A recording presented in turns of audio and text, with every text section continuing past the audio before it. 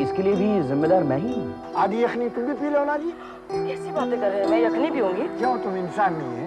अगर तुम कहोगी ना तो हम ये घर भी छोड़ के चले जाएंगे। बस तुम खुश रहो बेटा। उनका घर मेरी वजह से टूट रहा है। उसकी माँ सही कर रही है उस बेटी से अलग होकर जो रियलाइज नहीं करती। एक लॉयर के पढ़ाने में और एक लेक्चरर के पढ़ाने में बड़ा फर्क होता है। तो बात तुम्हारे पढ़ने पढ़ाने की नहीं है, बात यह है कि खालिद के लिए तुम्हारे दिल में जगह है कि नहीं है।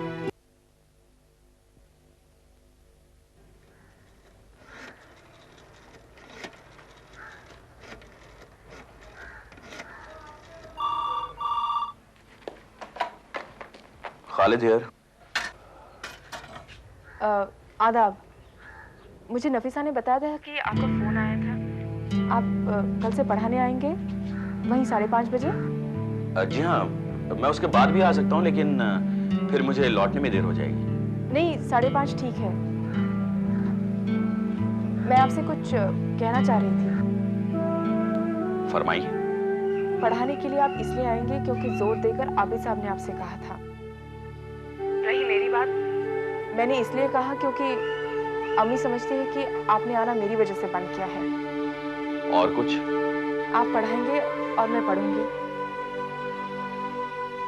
इसके आगे या पीछे न कुछ था और न होगा, सिवाय शुक्रिया के और घर वालों की मौजूदगी में मिलने पर सलाम और दुआ की। आप मेरे लिए गैर हो जाएंगी ये तो नहीं कहूंगा, लेकिन अपने और गैर के बीच ज्यादा से ज्यादा जितना फासला मुमकिन है मैं रखूंगा, आप भी रखेंगी जी।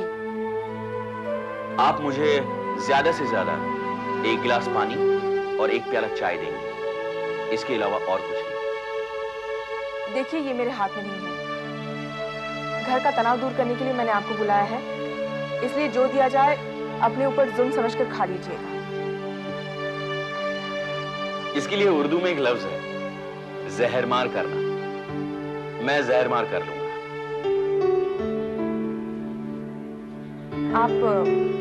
आप माइंड नहीं करेंगे अगर साथ में पढ़ने के लिए मैं एक और लड़की को बुला लूं? किसे? मेरी दोस्त है मीरा, उसने लेट दाखिला लिया है, इसलिए उसका भी कोर्स मिस हो गया है। बेगम शमा, मैं अपनी चॉइस से बेवकूफ बनता रहा हूं, लेकिन मुझे इतना बेवकूफ ना समझें कि मैं बिजली के इंसुलेटर और इंसान में फर्क ना समझूं। बिजली का इंसुलेटर? जी हाँ, पढ़ते वक्त आप रबर के दस्ताने या टेप या चीनी के इंसुलेटर की तरह एक लड़की को बिठाना चाहती हैं अपने और मेरे बीच, ताकि आपको बिजली का झटका ना लगे। बेगम शमा, मैं आपकी जानकारी के लिए बता दूं कि Khalid group coaching classes run नहीं करता। अगर वो लड़की पढ़ना चाहती है तो आपके साथ नहीं, अपने यहाँ अपने इंतजाम में पढ़े। आई एम सॉरी अगर मैंने ऑफेंड। आपने क्या किया है आप अच्छी तरह से जानती हैं। मैं कल आऊंगा, आप अकेली होंगी और मुझे याद रहेगा आप क्या चाहती हैं। खुदा हाफिज।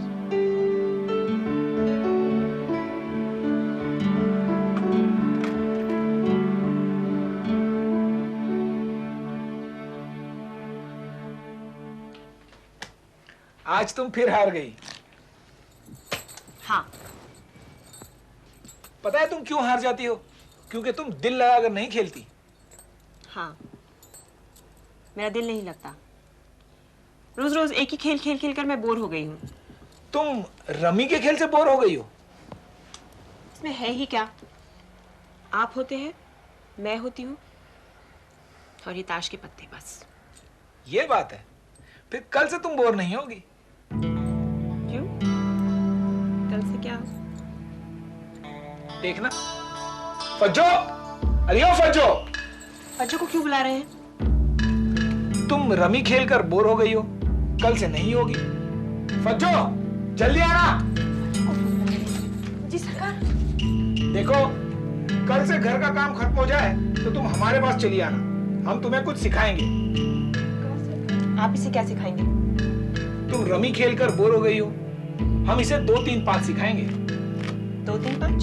हाँ, ये एक ताश का खेल है। तुम रमी खेलकर उकता गई हो, क्योंकि इसमें सिर्फ तुम होती हो और हम होते हैं। 2-3 5 से नहीं उपटाओगी, क्योंकि इसे 3 लोग खेलते हैं। कौन 3?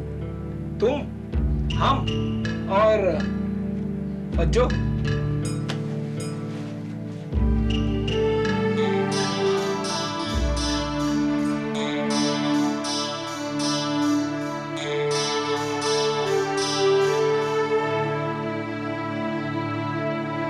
वाह, क्या बात है।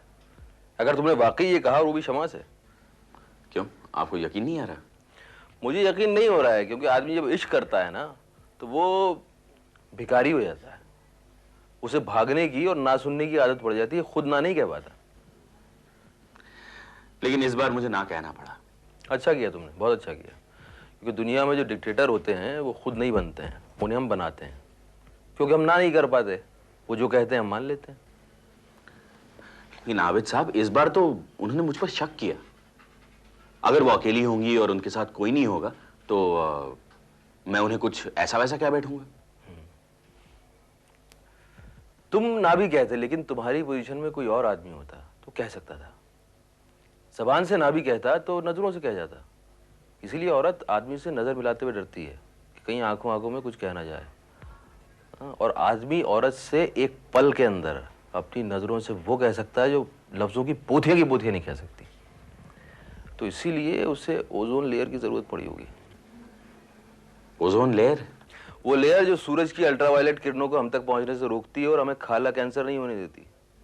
आबिद साहब, मैं खाल का कैंसर हूं? जब तक औरत मोहब्बत नहीं करती, उसके लिए हर आदमी पल्लू खींचकर भीख मांगने वाला बच्चा है या खाला कैंसर पैदा करने वाली अल्ट्रावायलेट किरण है। आबिद साहब, आप किसके साथ हैं? क्षमा के। क्षमा को दरअसल एक ऐसा आदमी चाहिए जो उससे ये कहे कि मैं आपसे मोहब्बत करता हूँ, और फिर ये भी कहे कि मोहब्बत का मतलब ये नहीं है कि आप मुझसे कोई भी गलत सलत बात बनवा लो। ऐसा होगा तो औरत उसकी इज्जत करने लगेगी और उसके बाद औरत के दिल से मोहब्बत का चश्मा फूटता है। आबिद साहब, मैंने अपनी इज्जत कराने के लिए ऐसा नहीं कहा था, मुझे बुरा लगा था। अरे बुरा लगना चाहिए यार। वो आदमी भी क्या जिसे बुरी बात भी बुरी ना लगे। तुम जाओ, उसको पढ़ाओ, वो पास हो जाए, तुम उससे बात करने लगो, तो मुझे जरा इत्मीनान हो जाए। इत्मीनान? किस बात का? हमारी पार्टी वाले चाहते हैं कि मैं दोबारा से तेलंगाना जाऊं। वहां के जमींदारों और ठेकेदारों ने जो हमारी फौजों का सफाया किया है, अब हम जाके उसका बदला लें, हमारी गोलियां उनके सीने में उतारें। तो पिछली बार मैं आ गया था, हो सकता है इस बार ना आऊं, तो इस घर का उस घर का दोनों का तुम्हें ख्याल रखना पड़ेगा। सब ऐसा मत कहिए प्लीज। ये घर मैंने जूबी के नाम कर दिया है, उसको माली मुश्किल नहीं होगी, लेकिन क्षमा का भी केस चल रहा है, उसे कुछ पता नहीं है। तो वो तुमसे कुछ भी कहे, तुमसे लड़े या झगड़े, लेकिन तुम उसके पास रहना, ताकि जब भी वो आवाज दे तुम उस तक आ सको। आबिद साहब, मैं ये बात नहीं सुनना चाहता था। मैं भी कहाँ सुनाना चाह रहा था यार। हमारे जो खालिद साहब हुए हैं वही कह गए कि उम्र का घोड़ा जो है वो सरपट दौड़ रहा है, ना तो उसकी लगाम हमारे हाथ में है, ना हमारे पैर उसकी रकाब में। तो पता नहीं कब घोड़ा बिन सवार की हो जाए। और जंग में ऐसा होता है, घोड़े रह जाते हैं, सवार गायब हो जाते हैं।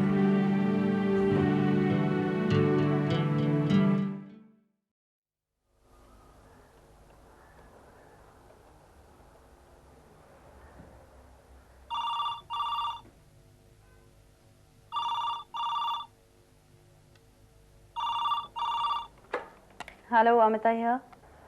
अमिता, मैं क्षमा बोल रही हूँ। क्षमा, कैसी है तू? तूने कैसे फोन किया? अमिता, मैं बहुत परेशान हूँ। कोई दिन ऐसा होता है जब तू परेशान नहीं होती, लेकिन जब परेशान होती है बहुत खूबसूरत लगती है। वो हल्का हल्का सा जुकाम हो और आवाज खूबसूरत लगे, वैसा। मेरी जान जा रही है और तुझे मजाक सूझ रहा है। किसके साथ मजाक करूं मैं? तू हैदराबाद में है, नरेंद्र यहाँ नहीं है, मैं अकेली मुंबई में हूँ, क्या करूं? अच्छा बता क्या हुआ? तू एक दिन के लिए आ जा, मेरे घर में बड़ी क्राइसिस है। अम्मी अबू मेरा घर छोड़कर जा रहे हैं। घर छोड़कर जा रहे हैं? कहाँ? आबिद साहब और आपा के यहाँ। क्यों, क्या हुआ? वही खालिद, मेरा दुश्मन ही जा। हेलो, तू सुन रही है ना? हाँ मैं सुन रही हूँ। एक बात बताऊं, तू अपने लिए मुसीबत खड़ी कर रही है। मैं मुसीबत खड़ी कर रही हूँ? तू भी यही कहती है कि उसे अपने पास आने दो? पास आने देने में और दिल के अंदर आने देने में बहुत फर्क होता है। मेरा एक कलीग है ब्रिजेश, वो मेरे पास आना चाहता, मैं उसे पास आने देती हूँ क्योंकि इट्स माय जॉब, मुझे उस कलीग की जरूरत है, लेकिन मेरे दिल के दरवाजे के अंदर कभी नहीं आने दूंगी। वो मेरे घर के अंदर आ रहा है और मेरे घर वालों के कहने पर आ रहा है। लेकिन तेरे दिल के अंदर तब तक नहीं आ सकेगा जब तक तू नहीं चाहेगी। एक ताला लगा ले, वो वाला जो सिर्फ अंदर से खुले, बाहर से ना खुले, जब तक अंदर से ना खोला जाए। पता है लड़कियों के पास एक निगाह होती है जो पास आने देती है लेकिन अंदर आने नहीं देती। तू आएगी कि नहीं? क्यों नहीं आऊंगी, लेकिन जब तक ना आऊं तब तक ऐसा कोई काम मत करना जिससे अम्मी और अब्बू घर छोड़कर चले जाएं, ठीक है? तू अपने पिताजी से लड़ ली और मुझे ये सबक दे रही है? क्योंकि मेरे पास जो कलेजा है वो तेरे पास नहीं है और मेरे पास नरेंद्र है। तेरे पास कौन है? क्या कहा तूने? मैंने सुना नहीं, कान में खुजली आ रही थी, खुजाल रही थी, बोल। बकवास न कर, मुझे किसी की जरूरत नहीं है। इमोशनली, फिजिकली, इंटेलेक्चुअली तुझे किसी न किसी की जरूरत पड़ेगी। आज नहीं पड़ेगी तो कल पड़ेगी, कल नहीं पड़ेगी तो परसों पड़ेगी, लेकिन पड़ेगी। क्या समझाया मुझे? वही जो समझना चाहिए। 20-25 साल की लड़की, फुल ब्लूम, जिसके जिस्म के फैक्ट्री को प्रोटीन हार्मोन्स और हर मिनट पर 3 अरब सेल्स बनाने के लिए जो सुख और सुविधा, सेंसेशंस चाहिए, वो बदन मांगता है। क्षमा, विधवा का धर्म निभाने के साथ साथ अपने बदन का भी धर्म निभा। ऑक्सीजन पहुंचा अपने दिल को, अपने दिमाग को। बकवास बंद करेगी या फोन रखूं? इतना बताया है ना, उसका फ्रैक्शन भी अमल करेगी ना, तो ना अम्मी अब्बू घर छोड़कर जाएंगे और ना मुझे फोन करने की जरूरत पड़ेगी। इसलिए फोन रख दिया। क्षमा, अपने अंदर के जनरेटर को ऑन कर। जो कटआउट को निकाल कर रख दिया था उसे दोबारा लगा ले। तुझे दरवाजे की घंटी सुनाई देगी जो कोई आकर बजा जाए। बाय।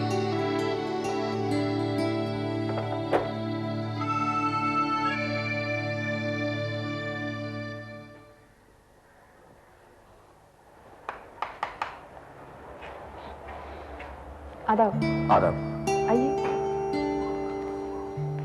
तशरीफ रखिए। कुछ पिएंगे? नहीं, हम सीधे पढ़ लें, वक्त ज्यादा मिल जाएगा। जी अभी आइए।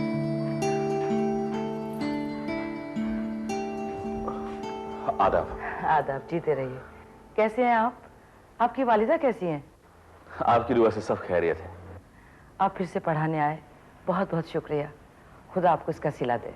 देखिए, आप ये कहकर मुझे शर्मिंदा ना करें, बस दुआ कीजिए कि वो पास हो जाएं। हाँ, अब बैठिए ना।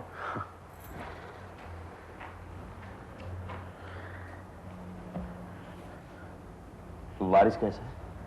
ठीक है, नफीसा उसे घुमाने ले गई है। कहां से शुरू करें? या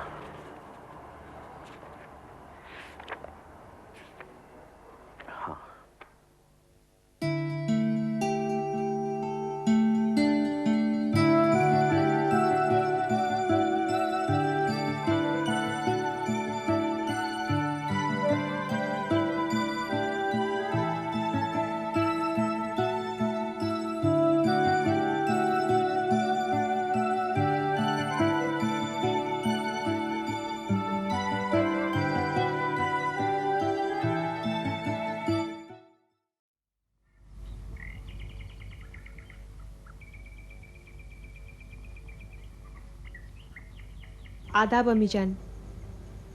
अरे दुल्हन, तुम फिर आ गई? मैंने तुमसे कहा ना कि अभी तुम्हारे आराम करने के दिन हैं। अम्मी जान, आप इसे शिकायत न समझिएगा, मगर मुझे आपसे कुछ कहना है। क्या हुआ? किसी ने कुछ कहा तुमसे? कोई बात की? अम्मी जान, मैंने आपसे कहा था कि फज्जो को आप अपने साथ काम में लगाए रखिए। मुझे उसकी जरूरत नहीं है, पर वो नहीं मानते। कौन नहीं मानता? लतीफ? जी हाँ, मेरी कोई बात नहीं मानते। मुझे ताश खेलना नहीं आता था, उनकी खातिर मैंने सीख लिया। अब दिन भर ताश खेलते रहते हैं। जब मैंने इशारे से समझाने की कोशिश की कि एक ही खेल खेलते खेलते मैं ऊब गई हूं, तो कहने लगे कि फज्जो को ताश खेलना सिखाऊंगा और फिर हम तीनों मिलके खेलेंगे। क्या वो फज्जो को साथ बिठाकर ताश खिलाएगा? जी हाँ, जब साथ में खिलाएंगे तो वो कहाँ बैठेगी, या मेरे पास या फिर उनके पास। तुमने उस फज्जो की बच्ची को मना क्यों नहीं कर दिया? अम्मी, मैं उसे तो मना कर सकती हूँ, पर क्या वो मानेंगे? मैं देखती हूँ उसे, कैसे नहीं मानता वो। अम्मी जान, अभी वो कमरे में नहीं है, आप उन्हें प्यार से समझा दीजिएगा। देखो दुल्हन, हमें नहीं चाहिए वो नौकरानी जो तुम्हारे निवाले का पत्थर बनकर तुम्हारी दाढ़ तले आए। भेज दो फज्जो को वापस। अभी तुम्हारी बहन आएगी समीना, उससे कह दो कि लखनऊ से कोई आता हो तो उसे साथ भिजवा दे। क्या सोच रही हो? अम्मी जान, वो नाराज हो जाएंगे। हो जाए, जिसे अपनी इज्जत का पास नहीं, जो नौकरानी को साथ बिठाकर ताश खिलाता हो, उसे अपने साथ पलंग पर बिठाता हो, उसे मैं भुगत लूंगी। कह दो उससे, और खातिर जमा रखो। अम्मी जान, आप नहीं जानती इसका क्या अंजाम होगा। क्या होगा? जब भी मैं कोई ढंग की बात करती हूँ तो मुझसे अजीब अजीब बातें करने लगते हैं। क्या बात करता है तुमसे? मुझसे कहो, तुम्हें मेरी कसम। मेरी पहली मंगनी की बातें करने लगते हैं। कहते हैं तेरे उसके साथ ताल्लुकात कहाँ तक पहुंचे थे, उसने तेरे साथ क्या क्या किया। कहते हैं जब तक तू सच सच सब कुछ नहीं बताएगी, मैं वही करूंगा जो मेरे जी में आएगा। दुल्हन, क्या करता है वो तुम्हारे साथ? अम्मी जान, वो जो भी करते हैं मैं बर्दाश्त कर सकती हूँ, पर जब वो मेरे चाल चलन पर तोहमत लगाते हैं या फिर उस फज्जो के साथ घुल मिल के बात करते हैं, मुझसे सहन नहीं होता।